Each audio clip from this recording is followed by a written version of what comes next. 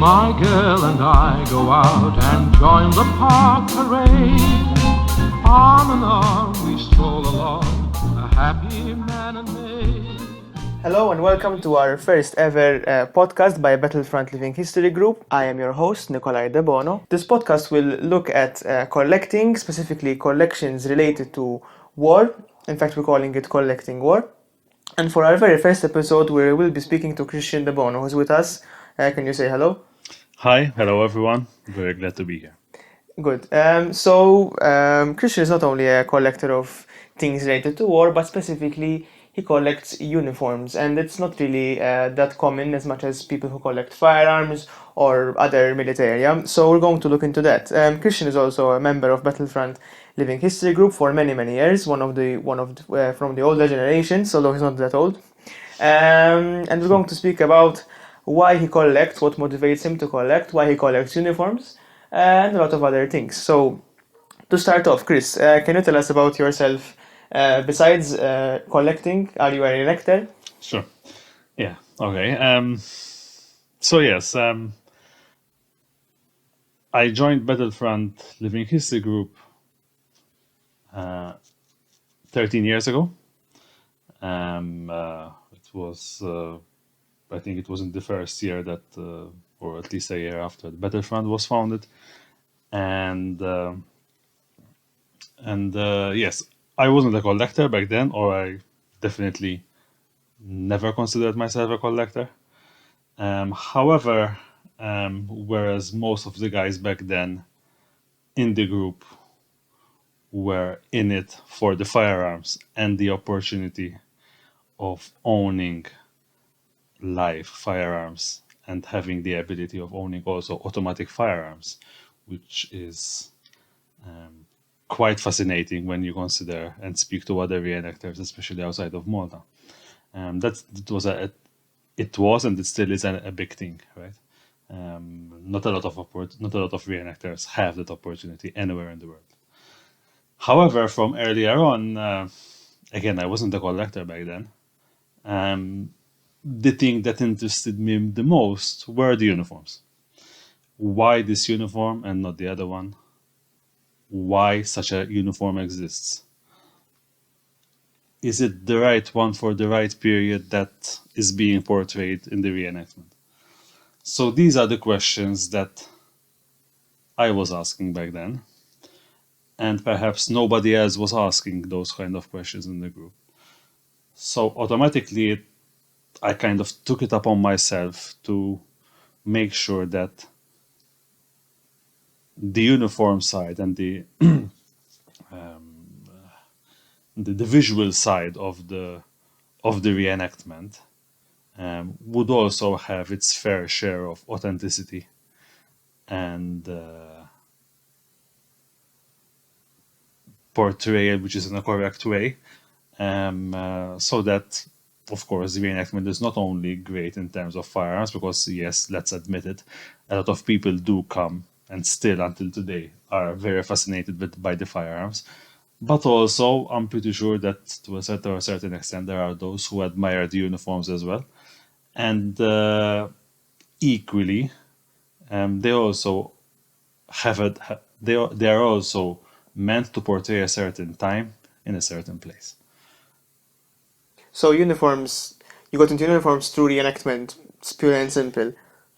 I would say so, yes. Back then, if you would tell me what was my interest,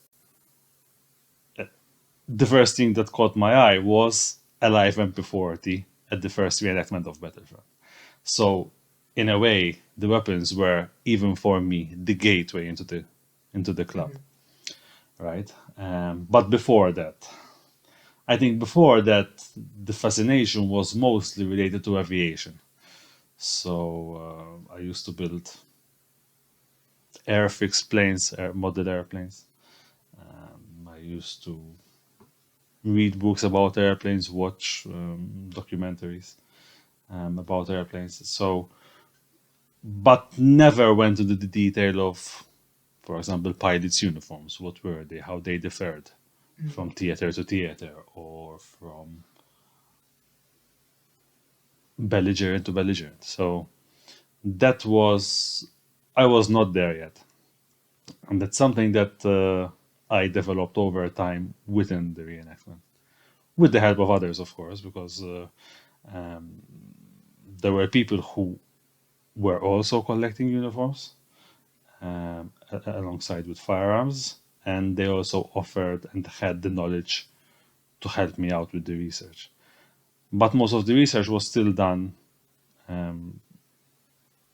back then only through online resources, because that was my main source very earlier on, until I started getting my hands on good books and good collector guide books, which offered some extra kind of insight into the subject. But of course, back then we portrayed a what if situation, which was Unter Name and Hercules, the airborne part of the proposed invasion of Malta, which was not very much covered, of course, and you had to extrapolate um, uh, data from the units which we knew they existed, but of course the operation never materialized. So what I was trying to do was I was trying to concise into the middle of 1942 photos of these units and what equipment and uniforms they had. So I was trying to build that story and come up with a conclusion of what would have been the right uniform for this kind of reenactment, which was. When we're speaking about authenticity and uniforms, are you referring to the material, the insignia, the make? I think it's um, so I come from a from a computer science background, and even the way that we solve things in such a situation is in I would call it in layers, right?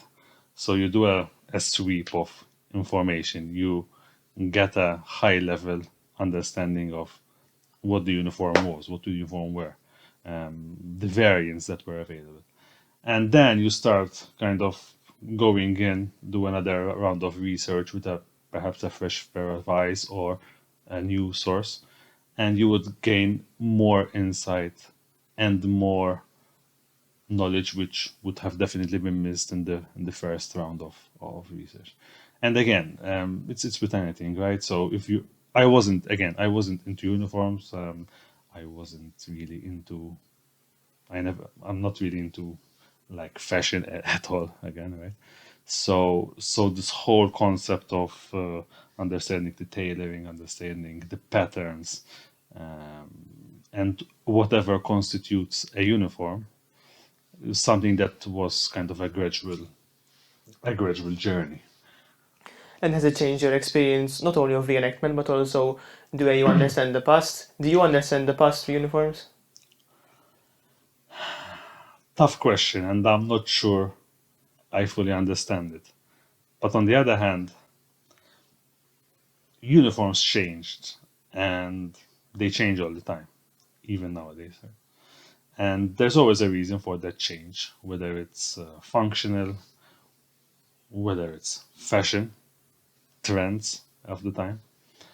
And you would see these quite often in every area that you go. So, World War II uniforms, especially the German ones, had some quite, they were quite deep rooted, I would say, into the Prussian and World War One uniforms that came before them, right?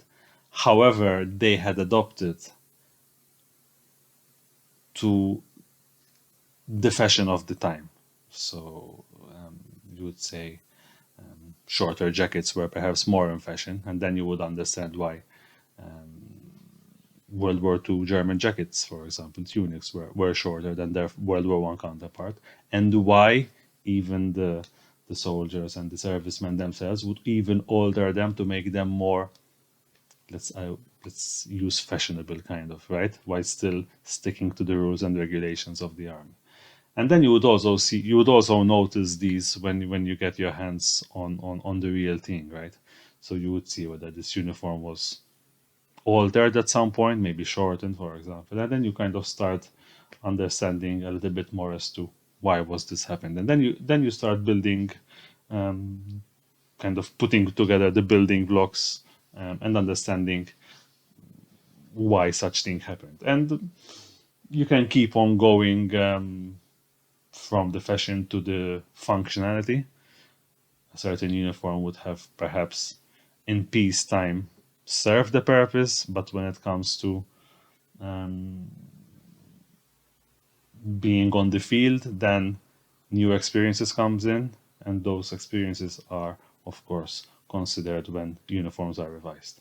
Then there's also the aspect of the economical aspect, which is quite fascinating, all things considered, because this is neither functional nor fashionable, but it's a matter of necessity, I would say, in a time of war where, believe it or not, things are not always available or they are in a short supply. So even the aspect of what, tailors, what factories are doing, and what are they are proposing to still maintain some level of, smartness in the uniform, but at the same time they have to make do with what they have. And that's also another part, which is an interesting part that I think any uniform collector would appreciate. Yeah, and I think you can read a uniform from which period it came from by sort of the design, but also the way it's made. Sort of, maybe you can give us more about that. But you had mentioned that once you get an original, you can get much more information about it. So I think some people are really lost as how you actually acquire a World War II German paratrooper uniform or an infantry uniform or any uniform from the Second World War. So maybe you can shed some light on the lengths you go to get these uniforms, original pieces. One thing I said to myself when I joined reenactment and I got into researching uniforms is, okay, this is quite a complex scenario that I will never fully understand. And I try my best not to get into it, which was, of course, I failed miserably. Here we But are. yeah, exactly, here we are. Lots of boxes later. But at least one thing I I tried to hold fast on was I will not get into collecting of uniforms until I do I spent quite some time doing research. And being in a reenactment group has helped me because the research I was doing was effectively materializing in something concrete, which was the uniforms of the club. So my research, in a way, was being, consumed or transformed into something substantial for the club and for the image of the club, which I hold dear a lot. But I didn't have the urge or the need to. So I had a use for the research back then, and I didn't need to start. It wasn't like I cannot wait to get my hands on first uniform, and then kind of then I might realize I might have done some mistake because I thought or I was told that this. I didn't want to get. I tried to avoid that scenario as much as possible because, again, I didn't know a lot of people, so the social aspect of collecting for me is, or at least was quite missing in a substantial time in my collecting years, and that's what I'm trying to do nowadays with local collectors and even hopefully internationally. But going back to your question about how to source the uniforms, so again with the research, that was the first part that I wanted to get right. And of course, you can never know enough because one thing you're reading from a book, and another thing is seeing an actual one and analyzing one and having someone who's much more knowledgeable than you sharing his information and his experiences and what he learned from other collectors, on that uniform. So So where do I go to find one? so I think you can find them much more commonly than one would expect, I would say. Because if you search online, even in the right places, you can just go on eBay, right? There are a lot of original uniforms there. There are a lot of copies, of course, but it's still some kind of a source, even nowadays in 2022, where you can get the uniforms, and and you might get lucky, and you might get beaten down in a tug of war of bids, but that's one way of sourcing uniforms. The other way is, and definitely perhaps the nicer way, is through other collectors. Again, I strongly believe that collecting is a social thing. You can collect on your own, but it's very boring, and a lot would be missed, even when it comes to knowledge sharing, right, and sharing of experiences. That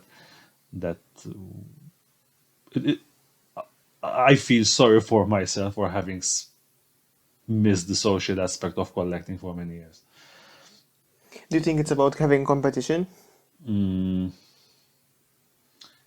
For me, no, I don't think so. I wouldn't say that. Of course, there are some pieces which are more desirable than others, and I cannot say that I jealous. Perhaps is the wrong word, but one would appreciate that a certain uniform being sold somewhere, or in another collector's inventory. Um, Things are more desirable than others, but um, I try to improve my own kind of collection, right? So I try to enjoy the journey of collecting. Again, if I had go back, one thing I owned, and without me realizing, was a World War II German bomb dropped on Malta. It was my grandfather's. It was always there in his house, and I used to live with them for some time. So those are also experiences which have indirectly or directly, I don't know, have led me to this place. And again, that was my first thing, and I didn't know what it was. Right, at first I thought it was a shell, a naval shell perhaps. But then again, as years rolled on, and you start kind of showing things to other people, they will start helping you out. And I forgot the question was. Yeah, so um, what really puts you in the position of wanting an object? Do you think you had mentioned that collecting is about? Now you just mentioned something interesting. You just mentioned that a particular object has a particular memory attached to it. So would you say now that you are interested in artifacts because they bring back certain memories, or because there's this community of collectors and they all push each other to get things? I mean, I will be the first one to admit sometimes I am. I like things not because I necessarily research them, but because I see other people buying them. So that really tells you, okay, that's something valuable because someone else sees it as valuable. So the real question here is, what do you think motivates you towards buying a particular object?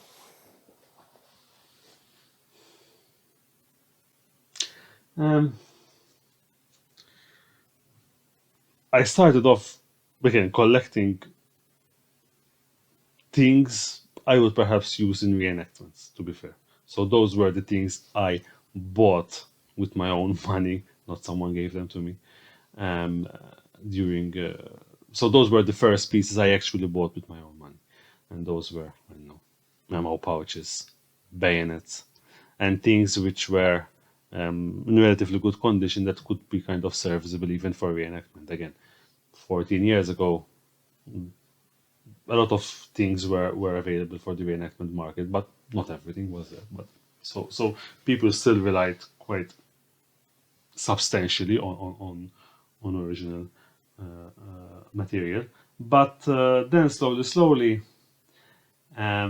you would wear a production uniform, and then you start kind of getting attached to this uniform because you would have spent so much time researching it, trying to source the best options out there, and then you finally get it, and then you go to reenactment, and it becomes part of you during reenactments, right? And then you start saying, now that I've kind of, maybe the next step would be to start collecting original uniforms. But where do you start? For me, then it went back to the German Air Force. I think what I was doing mostly was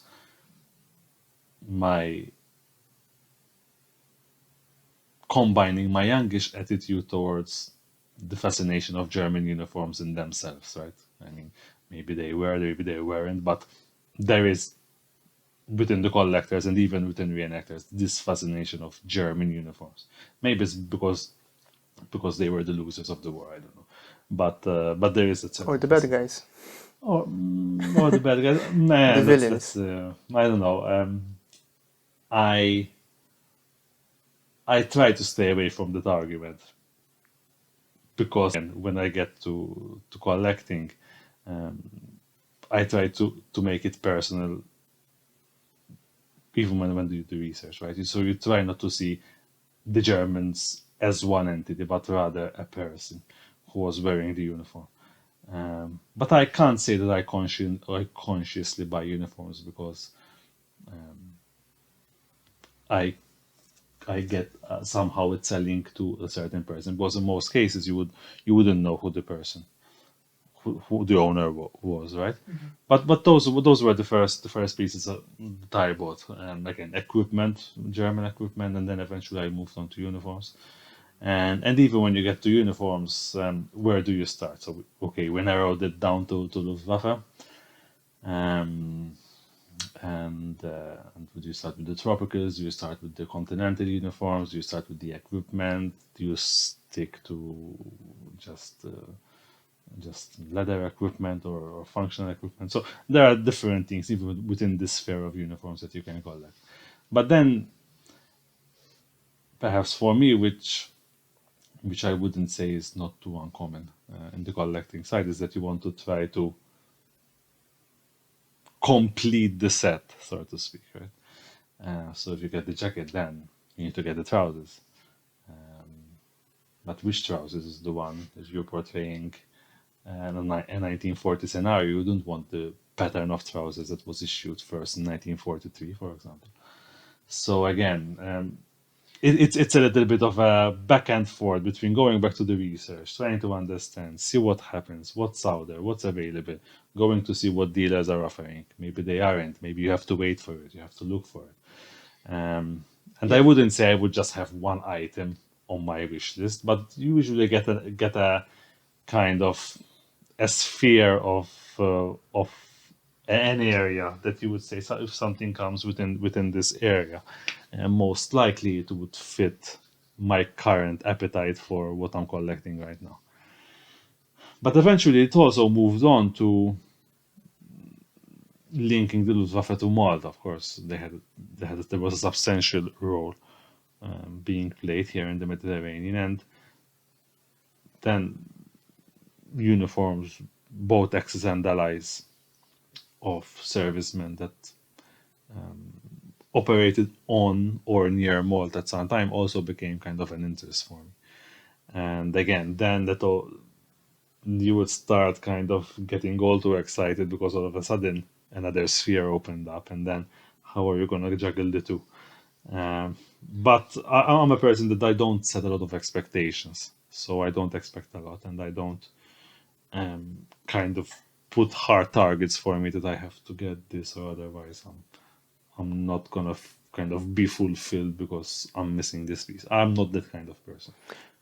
So it seems to me that you mentioned several motivations right now, and it seems to me that your biggest motivation is to get the research and get the whole set. So or you're not really motivated by the set you just said, but you're really motivated by getting a complete uniform or getting a good impression, which basically means you get a complete uniform, not like something is missing. But you also said that you're not really that into getting the whole spectrum of uniform because there's thousands of things to collect, thousands.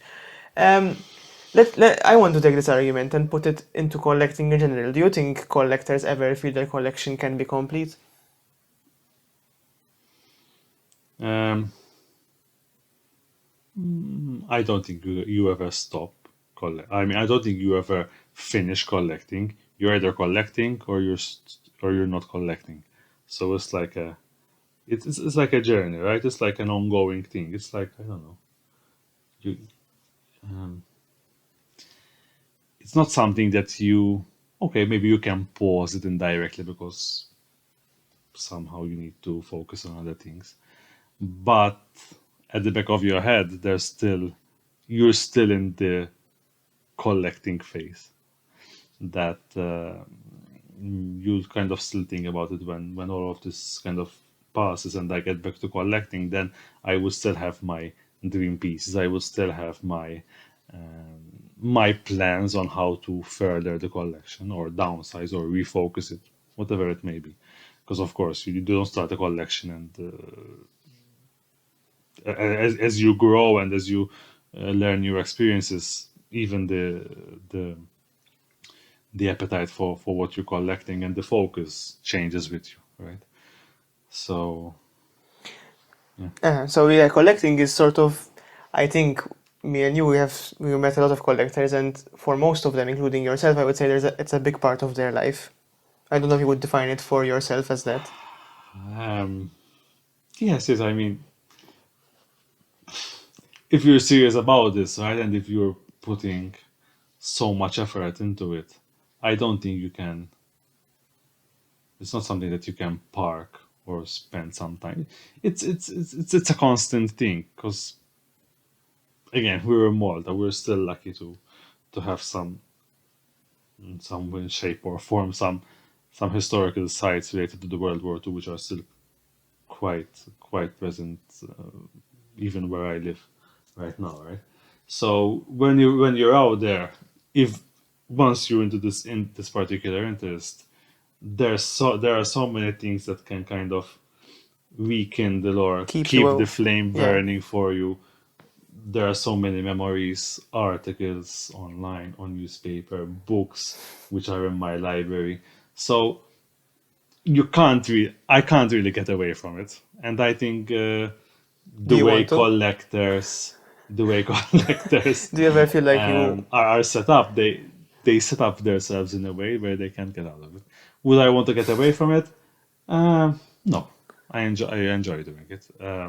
Even when you spend thousands of euros on something? Um, yes, because it's budgeted, right? So okay, you sometimes you do get out of budget, but overall, right? It's it's still being managed, but I think um, we don't really have to demonize collecting World War II in general because yes, it's expensive, but you can play tennis and it can be expensive. Getting the latest gadget or hardware for your computer can be very expensive. So I don't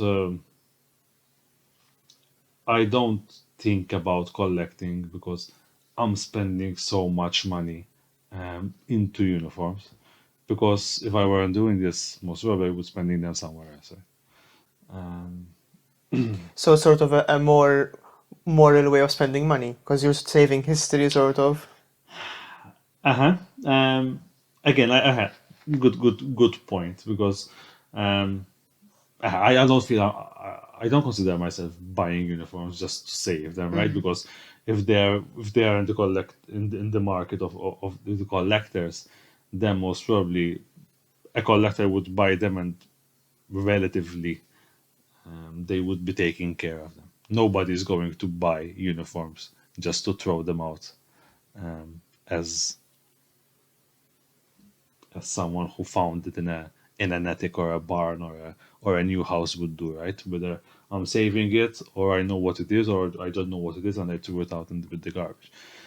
So again, I don't think I'm doing a service to the uniforms in some shape or form. But yes, indirectly,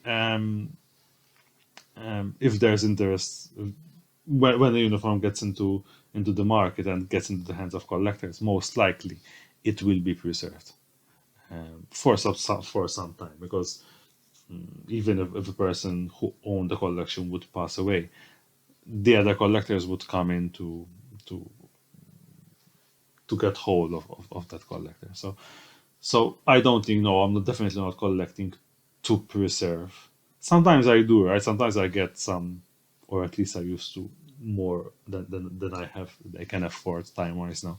That I get some metal containers or cases or whatever, which are not perhaps in a good shape, and I try to preserve them or conserve them in some shape or form. Um, but again, I don't do it. I do it because most likely I would do something like that, which, for example, a case which would not have the original paint, but it would be great for reenactment. So in a way, I'm conserving it and I'm finding it a use. I'm finding a use for it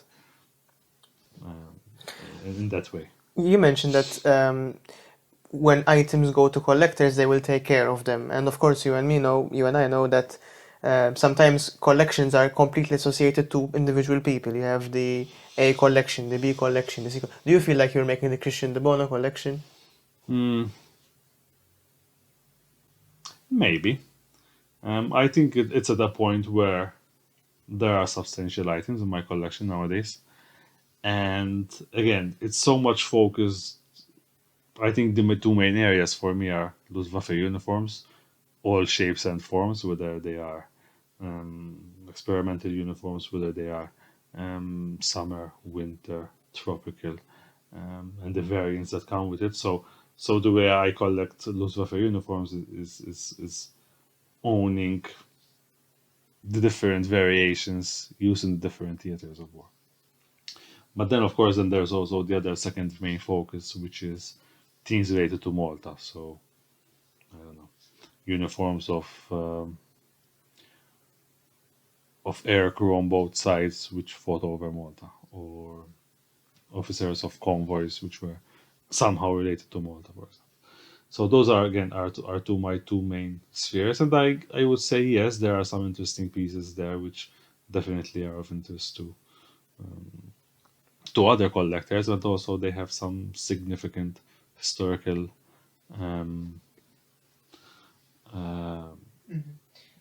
message that even, for example, certain pieces they would make an interesting conversation or an eye opener in terms of the related history to it at exhibitions, for example. A lot of collectors feel that they have such an important variety or items in their collection that they, even the way they display it is like a museum. Sort of, you walk in, you see the artifacts, and they can explain it to you. It's like it's a space, sometimes even within their home, where they dedicated to the collection and also to communicate with people. Do you find the need for such a space?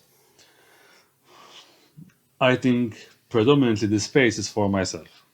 So my uniforms, I'm quite functional and experimental with my uniforms in the sense that I just don't. If I get a uniform, then I would want to see how it's constructed, and then at some point, if I get another uniform, which is somehow related, but might be slightly constructed different, then I would get them out, analyze them, study them again, and do the comparison. So I'm not the one of kind of guy that if I got a uniform piece and I've put it in a showcase and it's there, and I just take it out to clean it. So I'm quite hands-on with the uniforms, and especially because indirectly, I would also want to understand and appreciate and also improve the reproduction uniforms that we use in the reenactment, right? So owning one makes it a lot easier to improve and make improvements to uniforms rather than having to rely on images online, right? It seems to me that the way you're speaking about uniforms is purely functional, sort of. You get them, you don't need to display them. You get them out, you study them to make reproductions and to make an accurate representation. But do you think, I'm speaking about feelings here, does it, obviously when you get a uniform, an actual authentic uniform from the Second World War, let's say a jump smoke from a German parachutist, does it feel any different to holding it in a production? Do you feel a certain presence or aura? Not speaking about spirits here, but like it's an antique, so you treat it with respect. Do you feel, and does it make you feel any different than as if you were holding any other piece of fabric? Of course. I Can mean, you explain that? again, I told you before, it's a journey, right? So collecting for me is a journey. And that's a journey that the paths that you would take differ from time to time and from focus to focus, where you are in your timeline of collecting. I mean, there's no doubt that the value of a certain item of an original rarely is below that of a reproduction, right? So a reproduction is always, or let's put it this way: a reproduction is not an asset as an original uniform would be, because let's face it, from a monetary point of view or from a value point of view, an original is always much more kind of valuable. However, for me, like if I'm holding an original uniform, I think maybe it's the link to why I wanted it, how I got there, and how I finally actually managed to get it. But it doesn't stop there. Once a uniform gets in my hands, then the research starts. Because, okay, you might get a smoke, right? But is it from 1942? Is it from 1941? Does it have anything that links it to a particular unit or a particular person? Every uniform is different. And unfortunately, I cannot do all the research of all the uniforms, but there would be certain pieces where you would always want to know a little bit more. Let me rephrase the question, because I don't think you were speaking. So let's say you have an authentic uniform. I'm not speaking about how you treat it as an artifact. I'm speaking about how you treat it as a sort of. Does it make you feel like you're connected to the past when you're holding it? If it gets damaged, do you feel like guilty, responsible for damaging history? Is it? You see what I mean? I would be very careful with uniforms. Definitely. I mean, I when I get a uniform, it cannot be better than that at any point in the future, right? Because a uniform, if it's in a certain condition, the condition can only deteriorate rather than. So I find it very sad when collectors, just for the sake of owning a collectible, takes it upon themselves and not be responsible towards that piece, right? I mean, a production uniform is fine. It's another piece of clothing, even though usually they tend to be quite expensive as well. But that's a reproduction. But when it comes to the originals, yes, I would want to keep it as much as possible in the same way I found it. So make sure it's in certain condition, the environment, it's protected from the elements. When we're handling it, we're quite cautious, and we try to kind of make sure that we minimize the risk of any damages. So yes, I think any serious collector would do that. And of course, this becomes harder the more items you get, because then you have to manage them, you have to have storage. Yes. And also, maybe building on that, I wanted to maybe ask you to perhaps define the difference between a collector and a hoarder.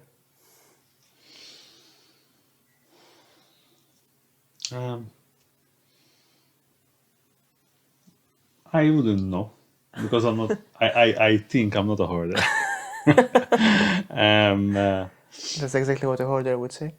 Yeah, most probably. But again, I don't know. I mean, Maybe we usually associate hoarding with I don't know if it's a fulfillment on the emotional side when it comes to hoarding. But in that sense, so is I collecting. think collecting touches a little bit Of course, I think it definitely does. on that. So yes, I mean, if you get a piece, you would be happy. There is some kind of a fulfillment that comes to it. I think the worst part would be whether that's the only fulfillment you get in life. Then that gets then gets a little bit worrying. But I think it's all about balance at the end of the day, right? People get fulfillment from traveling to see the final of the Champions League, right? So I usually don't. I don't judge on what people how people spend their money or where they get their fulfillment from, as long as it's balanced and it's overall it's healthy. Well, that's very debatable, sort of. Let's say, for example, because when people speak of hoarding, they speak either of emotional loss that they're trying to make up for by keeping things. It could also be about control, about controlling the things in their life. So by actually keeping them under their possession, they are actually controlling the item. And I think that could, like you're saying, that could also be applied to collectors. Like you buy something to take control over it, not only to take physical control over it so people don't buy it, but also to, if you're interested in Royal Artillery, you buy a certain shell to take control over that item, that thing. You know, do you think control is involved in collecting, controlling things, controlling stories? Yes, I mean, for me in the household, right, collecting is just me. So what I do with my collection, I don't have to consult or or discuss with other people because that's my sphere. It's it's kind of in yes. So the control is definitely there. Would that be a replacement for lack of control in other areas? Possibly, I don't know. People might do all sorts of things, but I don't do it. I think, or at least most people don't want to do it consciously, right? I think this is quite an unconscious thing. But before before I was collecting, I had quite a number of other hobbies which were also quite giving me value and giving some kind of fulfillment in my life. So I wouldn't perhaps overload the the collecting effects of ending it to hoarding because and saying that collecting is a collecting is a kind of also almost a pathological thing. But there are nice things that you can get out of collecting.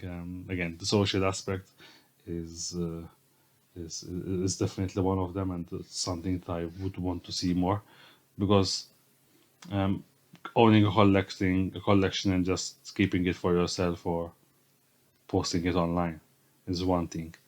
But when it comes to but I think a collection can give you much more than just that.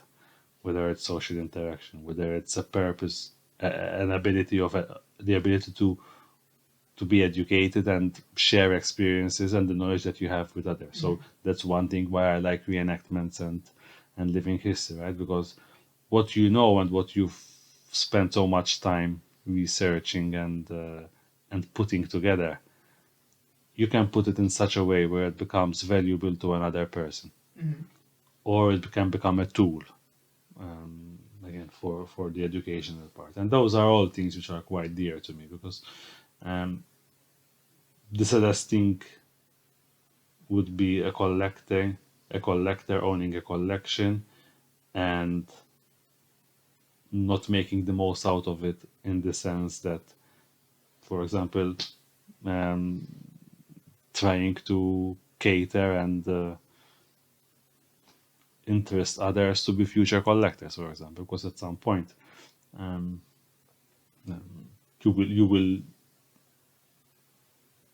you will have to kind of part away from your collection, right? So, and someone else, ideally, and not out of monetary purposes, right? So not because so that you get your money back, because again, I'm at a point where I don't look at it in such way. But it would be very sad that you would be one of the last few collectors within your sphere, or within your circles, because nobody else is taking it up, right? So we're speaking here of collecting in terms of like a duty, sort of, because collectors obviously safeguard the memory of those objects. So in your case, it would be safeguarding the study and the memory of uniforms. Which, as I said, I think you're the only person I know that collects. Obviously, there's more people, but from my life, you're the only person that collects uniforms, and it's very important that for you, that as a collector, that someone else carries on that duty. And you also spoke that some collectors don't see it that way. So some collectors, they don't feel like they need to share their collection, or they don't need to look for someone else to take over when they finish. Why do you think there's such a disparity between the way people see collections? I think it's the same way why anyone would want to buy a car, right? I want to buy people buy cars for different reasons. And again, going back to collecting, you would want to collect because you said it, right? There, you might want to get some kind of a fulfillment in life, and or because some people want to be the go-to person within a sphere of research, and owning a collection would put you higher up the chain, because you're not only doing the research, but you are actually owning pieces of history, which perhaps puts you in a more authoritative position.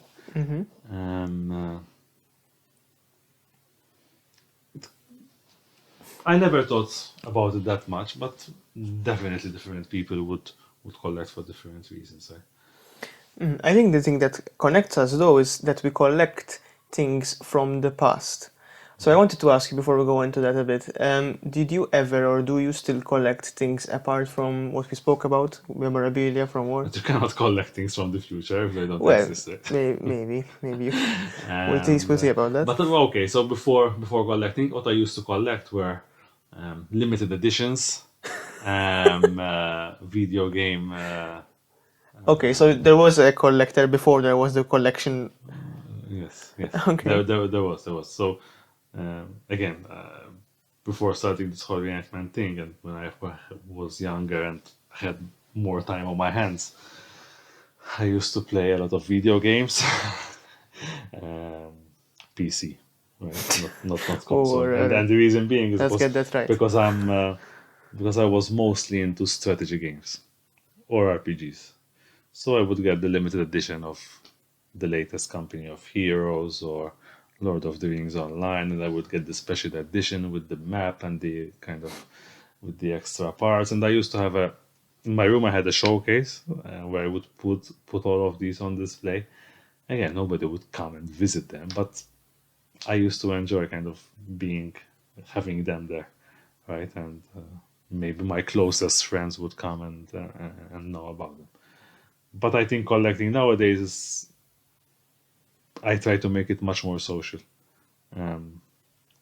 than my previous collecting. What happened to the previous collection? It's still in boxes. So you still have it? Yes, I still have them.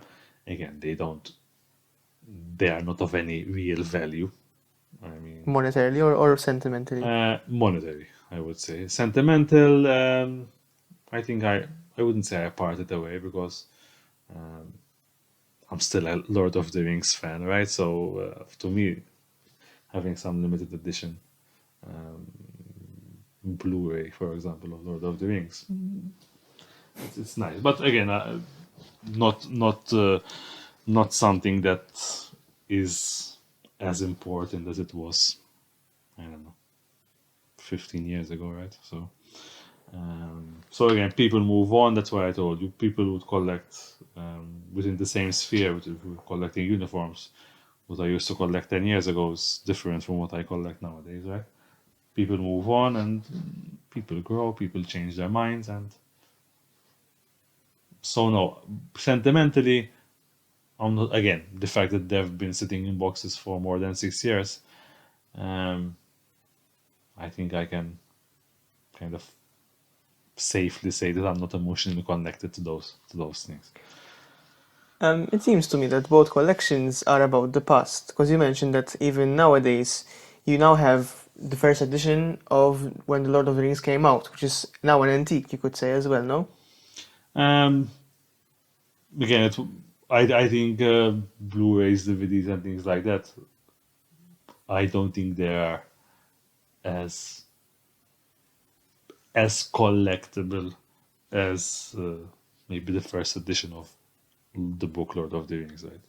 I think in the digital age, those kind of limited editions or collectors packages, they are mostly a marketing thing. I Mm-hmm. mean, you would be one of it wouldn't be what anyone else is having because there would be limited numbers, right? But it's definitely, or at least in my mind, it's definitely not something that holds value as the first edition of Lord of the Rings or the first edition of Harry Potter. I don't know. Mm-hmm. So there's no correlation between the past and that collection, you would say, because you said that now it reminds you of those days, sort of, when you look at them. But the reason I bought those things because I was so much into the game itself or the franchise or the films, right? I'm not a fan of Harry Potter, so I wouldn't buy anything related to Harry Potter, even if it were a collector item, right? But for me, Lord of the Rings is has a kind of has a feel that I get. That's what I wouldn't get it from other franchises or movies or whatever, right? So the fact that I got kind of in a way attached to that series, the lore. I think again there's the exploration because of going back to Lord of the Rings, right? And I used to play the games and I get kind of things you wouldn't get from the film, and then you start asking questions, and then you go to research the lore of Lord of the Rings and okay, going back to the history. So again, it's mostly looking back now. It's uncovering history, even if it was in a fantasy world. That's what I enjoy doing, and now I get to do it in the real world because I'm uncovering With the and Second World War. with Second World War. Okay, so I'm glad we made this point that like the Second World War can feel almost like a fantasy that you can explore. You can buy limited edition things from it. Yeah, you can. You not? You buy the uniforms, you buy the authentic things, blah blah blah blah blah. Mm-hmm. So it's interesting to see how you were a collector before this collection and how this collection has connections to your previous collecting things. So what I wanted to ask you now is that okay, so with Lord of the Rings, maybe there wasn't so much nostalgia involved in it, but especially when I speak to collectors that focus on the Second World War, I feel like there's a lot of nostalgia, not for a time where they lived, but sort of for just they can collect anything, but they chose to collect antiques and things from the past. So why do you think people are motivated to collect things from the past?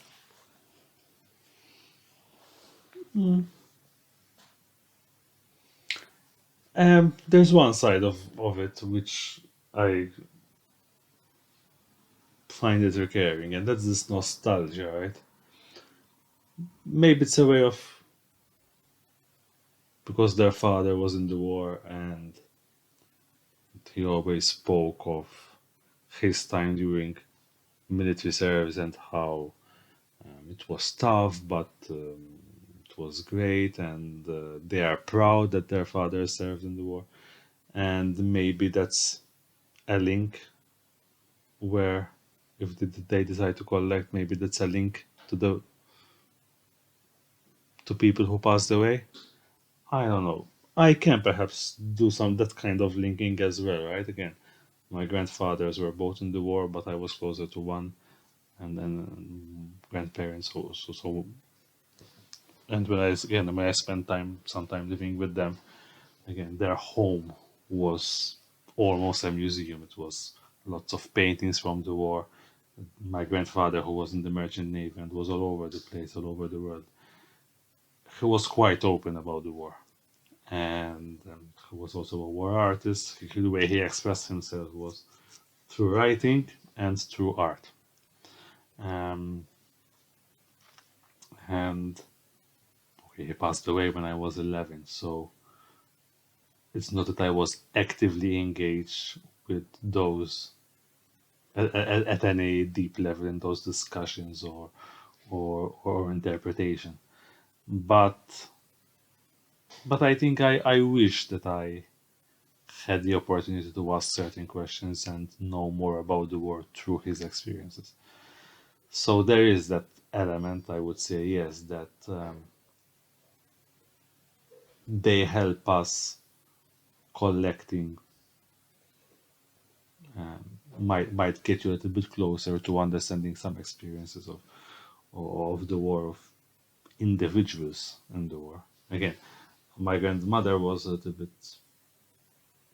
she lived longer, so I had the time where I could live or discuss her experiences of the war. So she used to live in London. She was there during the Blitz. They were bombed out. So again, there was a much more so emotional connection, and the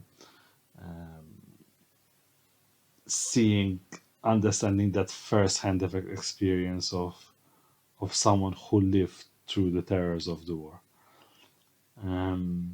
So I'm glad that I had those times.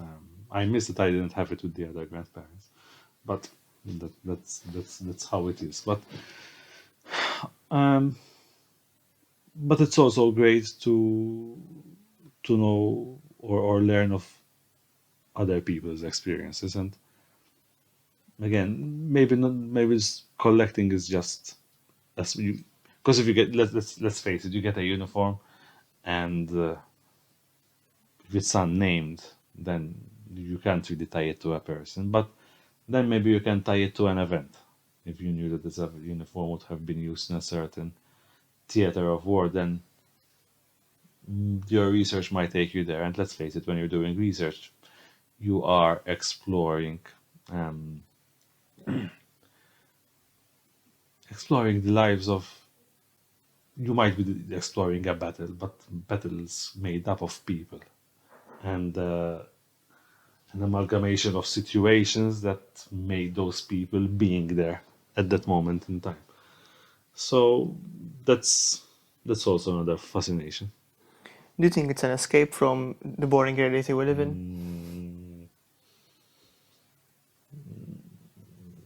Yes, it's the same, but I would rather do this rather than binging on Netflix, which is also another way of escaping. But for me, I find much more value. Yeah, no, but you shared this idea that sort of it's a way when you Yes, read about yes. the battles and it's like, wow, that was a time sort of. It wasn't a good time to be alive, but in hindsight, it's like a story, would you have the heroes and the heroics of what they did, and you And know. it's also the story of your ancestors, right? So many of our ancestors lived through some Hmm. times and through some of these experiences. So um, it seems like, at least in my mind, it is like from the 20th century onwards, we somehow can connect to our ancestors because there are photos, there are writings that perhaps survive, there are artifacts which survive, but it's very difficult to go beyond that. So perhaps it also means that this is as far as our collective memory might go when it comes um, to understanding the past of our ancestors. Because who knows? I don't know who my ancestors in the 17th century were. I'm not sure I can trace them. Maybe I can, but it's much easier and it's much closer. Hmm. Um, So you like it because it sort of allows you to time travel a bit, sort of. you wouldn't call it time travel, but understanding where you're coming from and the people that came before you, and yeah, there is that element as well. Would you ever consider buying uniforms from other conflicts? Um, I was perhaps starting to consider Maltese regiments in post-war years. It's not something that I made my mind up about, but I would say I would consider. Yes. And when it's time to pass over the collection, what do you think will happen to it? Hmm. I don't think any of the kids will want to keep on owning it, at least for the time being. That's what the But what's the situation best is. case scenario for you? And the best case scenario would be stays in the family and it keeps fulfilling a purpose in the sense that someone still looks after it, someone still uses it as a tool to be educational. Um, yes, I think that would be the best scenario. Good. I think we can start to close off Okay, here. I think it was a very great first podcast. I love that we connected war to Lord of the Rings. I think it was there's also a war there. yes, yes, a lot. And I like that we touched on some very personal questions about why you collect and what you plan to collect and what will happen to your collection. Yeah, so if you want us to keep doing these things, make sure you leave a like and follow us on our social media. And we will see you in the next one. Chris, you had anything to say? No, thanks, Nikolai. It's a great initiative. I really enjoyed it, and I will definitely be looking out for what other collectors are saying. Good. Thank you. Thank you.